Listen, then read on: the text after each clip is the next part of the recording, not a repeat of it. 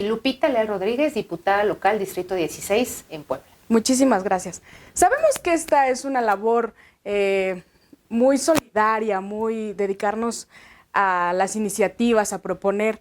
¿Cómo ha sido su trayectoria? ¿Cómo ha sido esta vida de Lupita Leal dentro del Congreso y para servir a los poblanos? Así es, pues fíjate que vengo de una cultura del esfuerzo, donde fui mamá soltera a los 17 años, hoy mi hijo tiene 29 años, y pues eso también me hizo mucho madurar, pero también entender que en todos los escenarios no todos tenemos las mismas oportunidades, y tuve ahí la gran fortuna de decidir estudiar para estilista y maquillista, profesión que sigo haciendo, que tengo mi estética, de la cual me siento muy orgullosa, y bueno, que con el paso de los años, a los 35 años tuve la oportunidad de estudiar también una licenciatura, después una maestría, y que hace unos años en esta, pues digo, actividad ciudadana que había hecho como maestra, como capacitadora, pues me invitan a participar para ser diputada de Distrito 16, y cuando llego al Congreso, pues lo primero que hago es exponer el caso de muchos ciclistas, peatones, personas con discapacidad, y viviéndolo a diario, porque teniendo un hijo que se iba a la universidad y a la preparatoria diario en bici, pues eso también descubres que existe también una necesidad en cuanto a derechos de los más vulnerables en las calles. Entonces hemos hecho un trabajo que tiene que ver con movilidad, con desarrollo urbano, con medio ambiente y con discapacidad, que son las comisiones a las que pertenezco, y que en ese sentido pues, hemos estado haciendo iniciativas, y también la palabra que utilizo es luchando y presionando a las autoridades como parte de tus funciones a que cumplan con lo que dice la ley. ¿Cómo surge esta motivación justamente por su hijo? Pero ¿cuál es la lucha que usted sigue? ¿Cuál es lo que le motiva para presionar a las autoridades justamente? A mí me motiva que viniendo de la sociedad civil me encuentro con ciudadanía que está pues muy molesta, criticando y criticando con razón, ¿no? A funcionarios, funcionarias, políticos, senadores, diciendo pues ¿qué están haciendo? ¿Por qué en vez de ser la voz de la ciudadanía son compadres, madrinas de alcaldes, de gobernadores? Entonces llego de la sociedad civil como microempresaria en una estética y siendo maestra, y entonces esta motivación que tengo a diario son tres importantes. Primero, mi motivación es Puebla, que se construya un estado de verdad, que sea un estado de derecho, que sea un estado de justicia, tanto vial como en derechos humanos, y la motivación que me hace todos los días levantarme es los más vulnerables en la calle. O sea, podemos hablar de derechos humanos, podemos hablar de todo lo que tenga que ver, si no tenemos un transporte público accesible para personas con discapacidad, y se acerca el 3 de diciembre, que es el Día de la Discapacidad, y créeme que me motiva estar encima de la autoridad diciéndole, ver, soy la voz de la ciudadanía, ¿qué pasó gobierno del estado? ¿Qué pasó Secretaría de Movilidad con los camiones, con una plataforma que lleguen al nivel del piso para personas con discapacidad, siendo 1 millón los que hay en el estado de Puebla?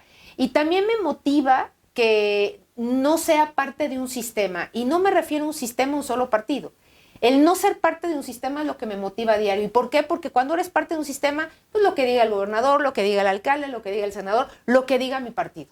Cuando llegas a esa silla, tienes la gran responsabilidad de luchar por los sueños de los demás, por luchar por lo que quiere la ciudadanía que hagas, y por luchar por las necesidades de los demás. Esto no es una carrera política. Esto es únicamente un tramo que tienes que hacerlo con honorabilidad, con eficiencia y con las funciones que te tocan. ¿Cuál es la función más importante? La representatividad. Es fiscalizar dinero y fiscalizar funciones de lo que son gobierno del estado, ayuntamientos, cabildos, y en ese sentido hemos hecho un trabajo muy de cara a la ciudadanía, y también parte de las iniciativas que he ingresado han sido con la ciudadanía. ¿Y por qué?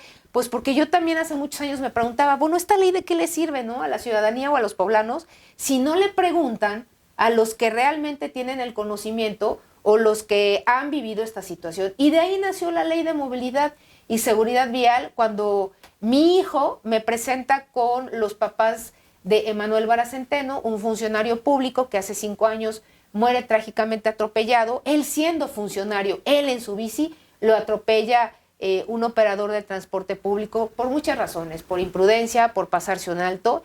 Y pues ahí es donde hay una alerta como mamá, y hay una alerta también como ciudadana de decir, bueno, ¿y quién defiende los derechos de los que están en la calle, de los peatones, que les ponen puentes peatonales que son más bien antipeatonales porque nos sirve.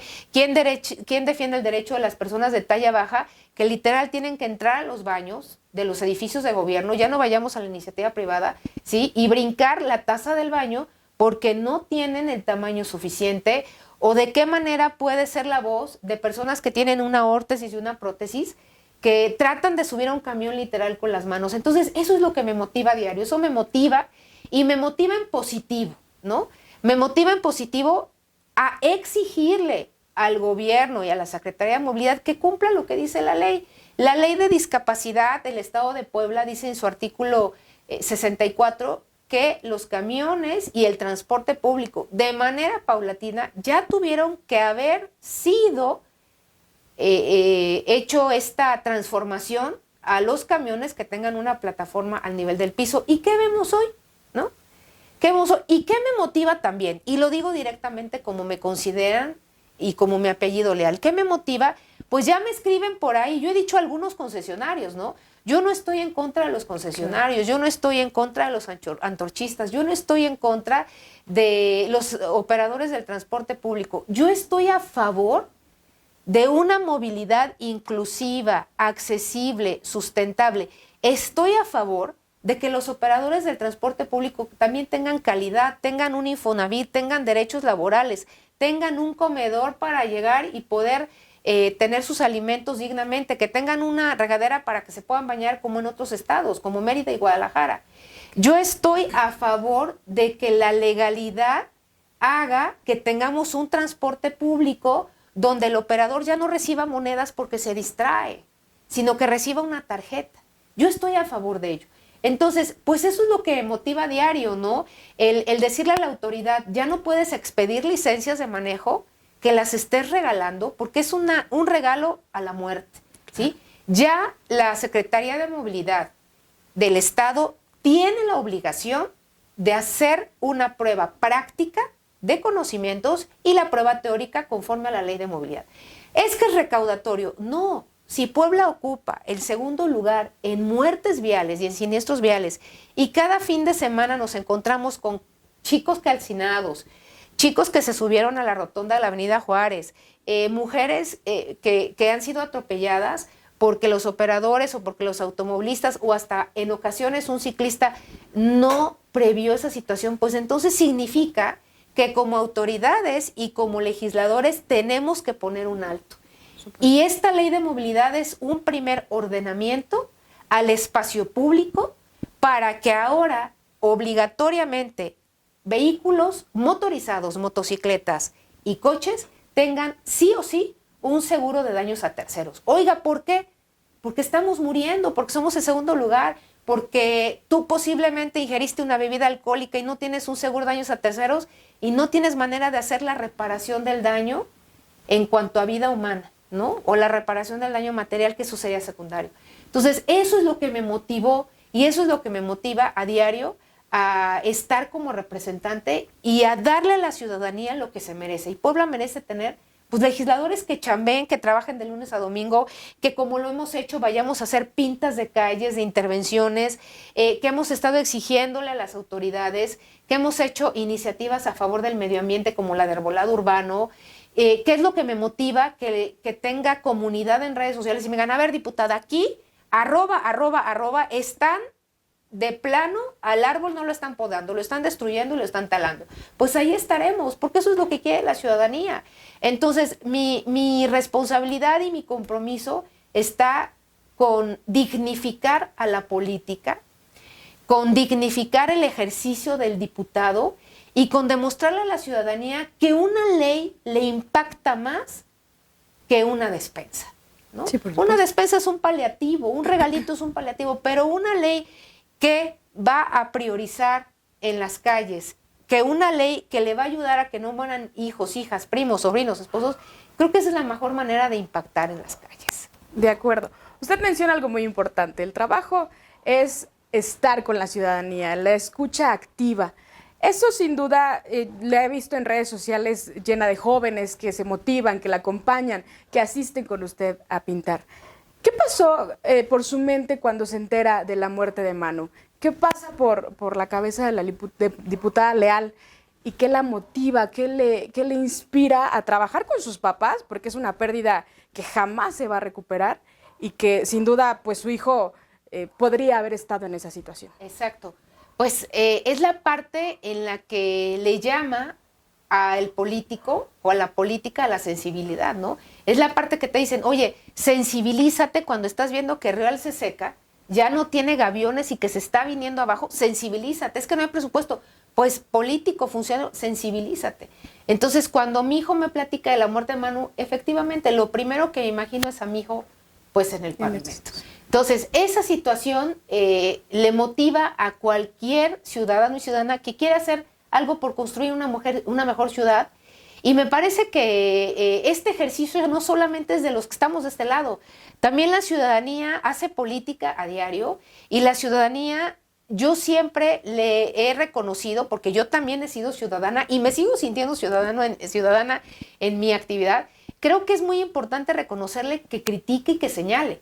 Si no, pues imagínate, todo estaría bien. Y creo que es muy importante que la ciudadanía diga, @agua de Puebla, ¿no? Una votación que quiero decirle a las y los poblanos, que se aprueban en el Congreso 778 millones de pesos de financiamiento a SOAPAP, ¿sí? Para que SOAPAP evidentemente financie Agua de Puebla. Hoy sé que Agua de Puebla está a la venta en algunas acciones. Entonces, es una votación que en mi caso no voté a favor, ¿sí? Yo voté en contra. Y entonces eso es ser fuera del sistema. Sí, claro. ¿Sí? De los 41 diputados, 35 votaron a favor. Y los demás votamos en contra. Entonces, eso es escuchar a la ciudadanía y no dejarte influenciar por, oye, pero ¿qué te va a decir el gobernador? ¿Cómo te va a ver el alcalde? ¿Qué van a decir? A ver, pues yo no busco el Vox Populi ni la opinión del círculo rojo de poder. Sí, la aprobación. Yo lo que busco es que la ciudadanía sepa que los estoy representando correctamente, como el primer año que tampoco voté a favor del derecho del alumbrado público, ¿sí? Porque acabamos de regresar de una pandemia y aunque el 115 constitucional prevé que los ayuntamientos son autónomos y pueden cobrar el DAP como es cobrado en el país, pues no lo quise hacer en aprobación, pues porque era un golpe muy fuerte al bolsillo de las y los poblanos. Entonces, han sido votaciones en su momento que me han señalado mucho. Sin embargo, al final de los días, pues te das cuenta que fue una decisión ciudadana. Por ejemplo, cuando se elige al nuevo consejero, que hoy vemos que el consejero ya renunció, no cumplía con los requisitos y en ese entonces con el gobernador Barbosa subí a la tribuna y les dije, ¿cómo es posible que si el legislativo es un poder autónomo, que es el equilibrio del poder legislativo, ejecutivo y judicial, ¿por qué estamos haciendo lo que nos manda decir un gobernador? Y no sé si tú recuerdes, y lo digo, ¿qué me motiva a diario? Y te voy a decir qué me motiva. Me motiva mucho que cuando hemos defendido causas, como lo que fue el Tecate Comuna, en el 2022, el concierto de Tecate Comuna, que es de una marca cervecera, siempre hace cada año un concierto con muchos artistas. Pues se les ocurrió que se hiciera en el Parque Ecológico y pues vamos, imagínate 25,000 personas en el Parque Ecológico donde hay un aviario, pues claramente ya había un antecedente en el 2019 de una afectación medioambiental. Y entonces muchas asociaciones, colectivos, ONGs y muchos vecinos medioambientalistas hicieron un llamado en ese entonces al gobernador Barbosa para que vieran su oficio. Nunca los escuchó o nunca los vio o como dicen los chavos, nunca los peló. Y entonces tocan a mi puerta y yo tenía que responder, ni modo que les diga, oye, gobernador, ¿qué les digo? Pues, dice, no, a ver, pues ese es el papel del legislativo, escuchar y defender y hasta donde se pueda, porque la palabra correcta es pelear, ¿sí? Oye, no digas pelear, no, o sea, es que la palabra correcta es pelear. Negociar, nada me están dando a cambio. O sea, la palabra negociar para mí en política es incorrecta, porque parecía que es un trueque de dinero con intereses. No, a ver, aquí venimos a pelear, no venimos a negociar. Y entonces hicimos un oficio, fuimos con el gobernador Barbosa, le demostramos por una respuesta en transparencia que sí habían hecho la renta por 2 millones de pesos y fue una causa por la que el gobernador Barbosa se molesta y en 5 minutos habla al Congreso del Estado para solicitar que hicieran una votación para que se me bajara de la mesa directiva. Que eso fue un acto de violencia política contra la mujer en razón de género. Sin embargo, no soy una persona rencorosa y dije, a ver, y me subí a la tribuna, si haber defendido al ecológico y lograr que se fuera a otro lado, porque lo logramos, significó que me bajaran de la mesa, adelante. Yo gané con la ciudadanía, no me interesaba en ganar un lugar en la mesa, ¿no? Hice mi chamba y aquí los que te ponen un 10, un 5, te reprueban, pues son las y los poblanos. Entonces yo creo que me motiva a diario el que ayer el río Alceseca, ¿sí?, estaba, y lo publiqué en mis redes sociales. ¿Qué me motiva? Me motiva no que el río Alceseca esté contaminado, me motiva estar diciendo, a ver, ¿qué pasó con agua? ¿Qué pasó Agua de Puebla? Pues no, que Agua de Puebla tiene un premio por calidad. A ver, ¿qué pasó con agua? Si se supone que tu función es cuidar a los ríos, a ver, ¿qué pasó, gobierno del Estado? Ayúdenme con Conagua. Eso es lo que me motiva, ¿no? Darle una respuesta a la ciudadanía y que vea que estamos haciendo un procedimiento legal que en algún momento van a tener que hacerlo. Entonces, pues eso es lo que me motiva, y sobre todo con la ley Manu, que hoy ya existe una norma por primera vez en derechos de movilidad y derechos humanos. Oye, y un ejemplo muy claro que dice la ley, por ejemplo, que tiene que ver con los derechos. En un siniestro vial, y aprendí a decir siniestro en compañía de las víctimas, porque la diferencia es, siniestro pudo ser prevenible, ¿sí? ¿Qué es prevenible? ¿Qué no es prevenible? Que vas en exceso de velocidad, ingiriendo bebidas alcohólicas, psicotrópicos o drogas, el que no lleves una sillita preventiva para tu bebé, el que en la moto vayan 3 personas y no lleve un casco el de la moto. Eso puede ser prevenible. Pero ¿qué sucede?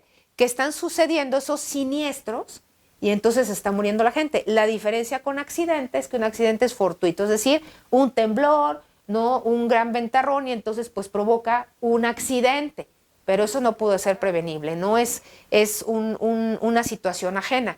Entonces, cuando se dan todos esos siniestros, llega el primer respondiente, que es la autoridad vial. Y muchas veces la autoridad vial es el que ya imputa una culpa. Y la ley dice claramente que el único que tiene la facultad en un siniestro vial de imputar una culpa es un juez. Es el único.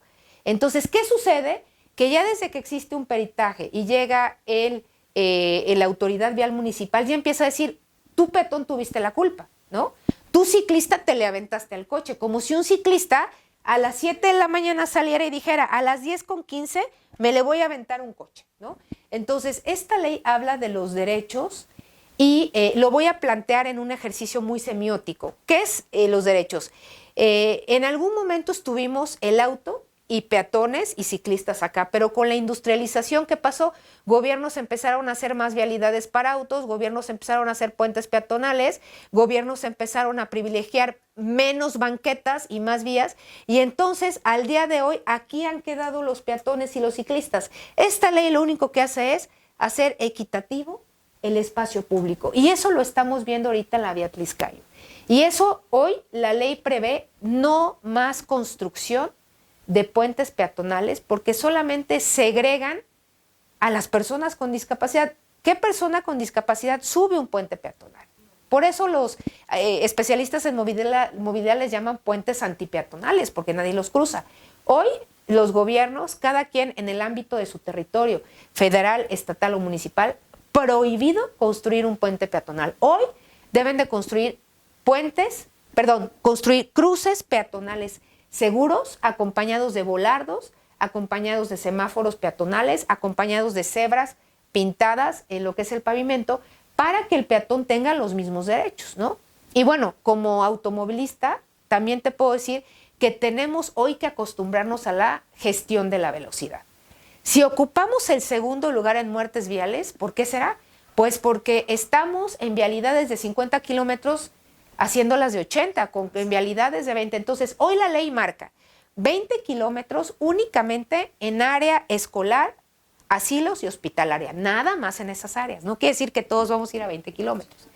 Después, 30 kilómetros en lo que son avenidas primarias, luego los 50 kilómetros que son áreas secundarias con acceso controlado, y los 80 kilómetros como la Beatriz Cayo, que es un ejemplo, que es en carriles centrales. Ahora, para carreteras, 110 kilómetros. Esto es un criterio en todo el país, porque esta ley viene de la Ley General de Movilidad. Y es muy importante que las y los poblanos sepan que hoy ya los ayuntamientos están obligados a implementar o cinemómetros o alguna cuestión tecnológica para medir la velocidad y para que las y los poblanos vayan regulando su conducta con la velocidad. Si no hay una sanción, pues la conducta va a ser repetitiva, como a un niño o una niña. Oye, ¿hiciste la tarea? No. Bueno, te doy otra oportunidad. Mañana, ¿hiciste la tarea? No, te doy otra oportunidad. Al tercer día, ¿hiciste la tarea? No, hoy no sales a jugar al parque. Si no hacemos una sanción, pues entonces nunca vamos a tener digamos, nuevo paradigma de la velocidad. Y algo que tienen que saber las y los poblanos. Hoy, en el caso de beber alcohol o hacer uso de bebidas alcohólicas, sí lo que marcan los límites de lo que es la alcoholemia, si tú rebasas ese límite, automáticamente te retiran la licencia por un año. ¿Por qué? Pues porque estamos viviendo todos los casos, ¿no? ¿Por qué? Porque yo creo que como mamá y como papá y como esposa, esposo, tío, abuelito, quieres que tu ser querido llegue en la noche, ¿no? ¿Qué hubieran dado muchos padres de familia de sus hijos que han salido de los antros, 4, 5, 6 de la mañana, de haberle dicho, papá, no puedo manejar, ven por mí?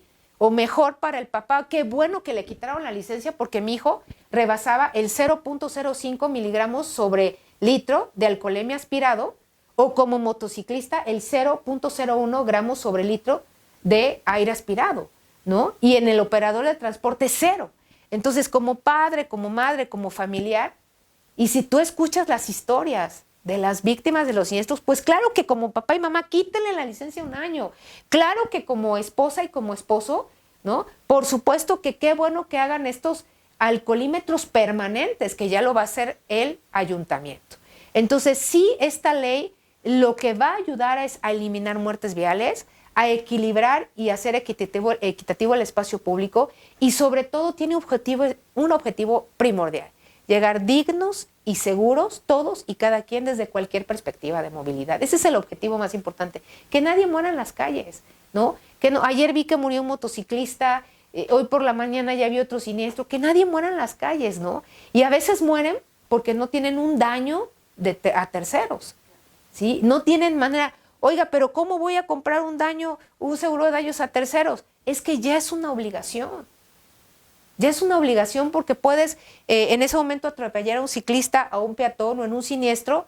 Muchas veces el que provoca el siniestro pues termina ileso. Lo vimos apenas con el siniestro que hubo de estos 5 chicos, 3 calcinados, una que sigue en el hospital y el otro joven que iba conduciendo que al parecer ya dio su declaración, ¿no? Y él quedó ileso, ¿sí? Entonces sí tenemos que ser como autoridades, cada quien en su competencia, legisladores, pues tenemos que poner reglas muy claras para quitar a Puebla de este segundo lugar. Sí, para que las conductas cambien. Las conductas. Oiga, diputada, justamente la lucha constante, lo trabajadora, lo apasionante que es su trabajo y se nota, ¿cómo la hace usted siendo Lupita Leal fuera del Congreso, fuera de la diputada? ¿Cómo es usted para los suyos, para sus hijos, para su familia, para quien la rodea? ¿Cómo es Lupita Leal fuera de...? Pues así, fíjate que soy igual. La verdad es que cuando se dio esta oportunidad, hicimos una promesa familiar. La promesa familiar fue no cambiar ni de coche, y así te lo digo, porque muchas veces entran a un cargo público de esta magnitud y creo que para Lupita Leal a sus 48 años, sus prioridades no son económicas, ni de casa, ni de coche, ni de otro tipo de riqueza material, y eso ha sido mi vida. Mi riqueza es mis hijos, mi esposo, mis amigas, mis 4 gatos, el estar contigo, esa es mi riqueza, ¿no? Entonces, pues es igual, sigo con mi misma casa, con mi mismo coche, con el mismo marido, con mis mismos hijos, con los mismos retos, sigo con mi estética, sigo manteniendo actividad lunes a domingo y sigo siendo una persona muy abierta en comunicación. Yo te preguntaba a ti ahorita detrás de cámaras qué estudiaste y me dijiste que ciencias de la comunicación. Yo toda mi vida quise estudiar ello y bueno, estudié ciencias políticas. Sin embargo, yo creo que el secreto de cualquier ser humano es una comunicación asertiva. Y por eso es que mis redes sociales de verdad las atiendo en un 80% una servidora, así. Y a veces hasta mando audios para que sepan que soy yo. Y a veces hasta estoy, de verdad, luego me dice mi esposo, ya es la 1 y yo sigo contestando mensajes. Porque la comunicación es lo que va enriqueciendo tu actividad cotidiana, ¿no? Por ejemplo, ahorita me han escrito muchos colectivos de ciclistas y me están diciendo, oye, hay que analizar bien el proyecto de la vía Tliscayo, porque esa vialidad que quieren hacer, ese distribuidor vial, contrapone a la ley de movilidad. Entonces, pues ahorita ya estamos emprendiendo este análisis para que en una manera constructiva podamos comentarle al gobernador y al secretario de Movilidad y explicarles las razones por las cuales no se va a poder llevar a cabo de esa manera, porque está contraponiendo. Y hay algo muy importante que dice la ley de movilidad. Toda decisión en cuanto a infraestructura o nuevos edificios gubernamentales o nuevos centros de aglomeración social, por ejemplo, plazas, cines, parques, tendrán y deberán de tener también, aparte del estudio de factibilidad, un estudio de movilidad, que eso no existía antes. ¿Es para sacar más dinero? No. El estudio de movilidad es para obligar, ¿sí? Obligar a todos los constructores y constructoras a que esas rampas para personas con discapacidad no midan, ¿sí? Casi lo que mide una llanta, y si te sales tantito ya valiste. Porque existe un manual de calles expedido por la SEDATU que ahí te marca pues que las banquetas deben de medir 2 metros con 10 centímetros, que las ciclovías deben de tener confinadores y medir 2 con 30, ¿sí? Por eso existe un manual de calles. Entonces, esta ley obliga, o sí, a los 217 ayuntamientos del Estado de Puebla y a todo el país, porque es una ley en un criterio general, a que van a construir calles completas. ¿Qué es una calle completa? La mayoría de las veces ves 3 vialidades para autos, una banqueta de 50 centímetros y en medio un poste de luz. ¿Me pueden decir, alcaldes y alcaldesas, cómo van a celebrar el 3 de diciembre, el Día de la Discapacidad, con esos postes de luz o postes de cable de compañías telefónicas? Y hace unos días subí un Twitter muy duro, ¿sí? Muy duro, porque he emprendido una lucha con la Secretaría de Movilidad, donde ya he metido oficios eficientes para decirle todos estos 2 años que dónde está el transporte público para personas con discapacidad con una plataforma al nivel del piso para que accedan personas con órtesis y prótesis. Y lo que me contestan es que no le puedo exigir a los concesionarios. Ah, caray, está muy fácil y sencillo. Yo se lo he dicho al secretario de Movilidad, miren, pongan mano dura, chequen su padrón de los concesionarios. A ver, concesionario, tú estás obligado a darme por cierto porcentaje de unidades, 20 para personas con discapacidad, 5 dependiendo. Está muy sencillo, pero la Secretaría de Movilidad y Transporte no quiere meter mano dura. Y ahí está la diputada Lupita Leal. Ahí estamos emprendiendo ahorita la lucha. De hecho, hemos hecho ya varios operativos en el transporte donde me he subido y donde he evidenciado todo lo que hay, ¿sí? Y yo le pido a las y los poblanos que se den cuenta que la pobreza también está en movilidad. O sea, no nada más hay pobreza alimentaria, pobreza en salud, sino que hay una pobreza en movilidad, ¿sí? Donde 50% todos nos movemos en transporte público. Y digo todos porque o me subo a la bici o subo en transporte o en coche, ¿sí? Entonces, 50% a diario tienen que sufrir que no hay botones de pánico, inseguridad, que el operador, algunos operadores de transporte público pues van con el celular y se han detenido algunos porque van, ¿no? O sea, dejan rebasando con un tema de alcoholismo y de drogas que han ingerido. Entonces, esa es mi lucha ahorita. ¿Soy la mala? Pues a lo mejor soy la mala para un sector, pero yo no vengo a ser la mala o la buena, yo vengo a que la ley se cumpla y a que se eviten muertes viales. Y esta lucha que hemos emprendido en el transporte público, no me cansaría de hacerla, ya sea en mi faceta de activista o ahora de diputada. Creo que esto me ha dejado a mí una gran tarea y voy a seguir a donde me encuentre, desde cualquier trinchera voy a seguir luchando por eso. Finalmente, diputada, ¿cuál es el llamado que usted haría a los jóvenes y a la ciudadanía en general para apoyar estos movimientos, justamente para que todos tengamos una movilidad digna, segura, sustentable y que nadie ya sea agredido claro. en la vía pública? Pues como ciudadanía y como sociedad yo les quiero mandar un mensaje. Hace 2 años y medio, casi 3, estaba dando clases, estaba en mi negocio y me invitan a participar. Y ahí es donde me doy cuenta que ni siquiera sabía quién era el diputado de mi distrito. Y como sociedad sí tenemos que exigirle al diputado o a la diputada de nuestro distrito, oye, necesitamos luz, necesitamos pavimentación, necesitamos hecho, ¿sí? Ese es un llamado a la ciudadanía. Muchas veces les pregunto, ¿saben quién es el diputado de su distrito? No. Necesitamos exigirle a los diputados y a las diputadas porque ellos son tus gestores y tu representación y tu intermediación ante las autoridades. Y como sociedad, el mensaje para los chavos y para las chavas es que la política la hacemos en cualquier momento, todos los días. Haces política con papá o con mamá o con el maestro a diario, ¿no? Entonces, que sí necesitamos, y yo siempre se lo he dicho, por eso me gusta invitar mucho a los chavos y a las chavas, necesitamos nuevas generaciones, necesitamos refrescar la cosmovisión, necesitamos legisladoras y legisladores ya con otros paradigmas, y es una invitación también a los chavos a que nos escriban, y los invito al Congreso para que lo conozcan, y no solamente para que vean la parte histórica y bella arquitectónicamente del Congreso, sino para que sepan qué es lo que se hace a diario y de qué manera con pequeñas acciones pueden ir pues mejorando a este estado.